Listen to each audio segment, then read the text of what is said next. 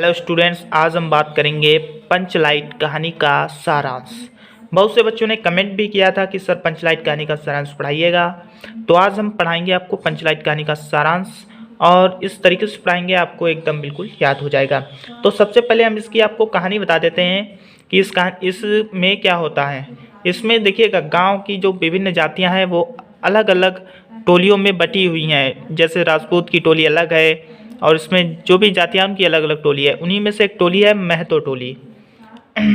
तो गांव में एक मेला लगता है, वहाँ से ये महतो टोली एक पंचलाइट पेट्रोमैक्स या पंचलाइट खरीद कर लाती है। लेकिन उस टोली का कोई भी व्यक्ति उस पंचलाइट को जलाना नहीं जानता था।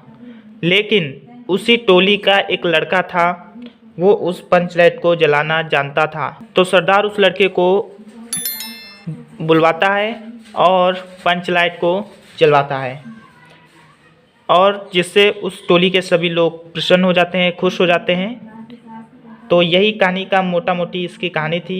अब हम इसका एकदम पूरी व्याख्या इसकी करेंगे इस कहानी की। सबसे पहले आप पढ़ेंगे पेट्रोमैक्स या पंचलाइट की खरीदारी। गांव में रहने वाली विभिन्न जातियां अपनी अलग अलग टोली बनाकर रहती हैं। उन्हीं में से महतो टोली के पंचों ने 15 महीने से दंड जुर्माने के द्वारा जमा पैसों से रामनवमी के मेले से एक बार पेट्रोमैक्स खरीदा तथा शेष रुपए से पूजा का सामान खरीद लिया। मतलब जो भी दंड जुर्माने से रुपए बचे थे उनसे एक पेट्रोमैक्स खरीद लिया, और जो उससे भी रुपए से बचे उससे पूजा का सामान खरीद लिया। अब यहाँ पे आती है इनको पंचलाइट जलाने की समस्या। पंचलाइट जलाने की समस्या। महतो टोली के सभी लोग पंचलाइट के आने से अत्यधिक उत्साहित हैं, लेकिन उनके सामने एक बड़ी समस्या यह आ गई कि पंचलाइट जलाएगा कौन, क्योंकि कोई भी व्यक्ति उसको जलाना नहीं जानता था। पंचलाइट के ना जलने से सभी पंचों के चेहरे उतर गए। राजपूत टोली के लोग उनका मजाक उड़ाने लगे, जिसे सबने धैर्यपूर्वक सहन किया। इसके बावजूद पंचों ने तय किया कि दूसरी टोली के व्यक्ति की मदद से पंचलाइट नहीं जलाया जाएगा, चाहे वह बिना जले ही पड़ा रहे। अब इसके बाद आप हेडिंग डालेंगे, टोली द्वारा दी गई सजा भुगत रहे गोधन की खोज। गुलरी काकी की बेटी मुनरी गोधन से प्रेम करती थी और उसे पता था कि गोधन को पंचलाइट जलाना आता है। लेकिन पंचायत ने गोधन का हुक्का पानी बंद कर रखा था। मुनरी ने यह बात अपनी सहेली कनेली ने यह सूचना सरदार तक पहुंचा दी कि गोधन पंचलाइट जलाना जानता है। सभी पंचों ने सोच विचार कर अंत में निर्णय लिया कि गोधन को बुलाकर उसी से पंचलाइट जलवाया जाएगा। अगला जो है हमारा, गोधन द्वारा पंचलाइट जलाना। सरदार द्वारा भेजे गए छड़ीदार के कहने से नहीं आने पर गोधन को मनाने गुलरी काकी गईं।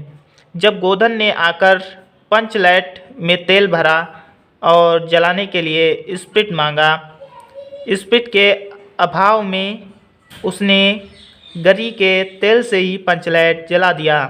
पंचलाइट के जलते ही टोली के सभी सदस्यों में खुशी की लहर दौड़ गई। आगे देखते हैं।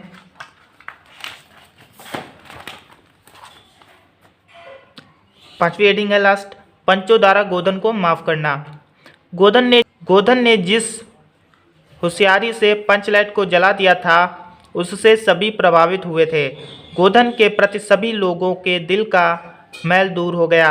मुन्नी ने बड़ी हसरत भरी निगाहों से गोधन को देखा। सरदार ने गोधन को बड़े प्यार से बुलाकर कहा कि तुमने जाति की इज्जत रखी है, तुम्हारे 7 खून माफ।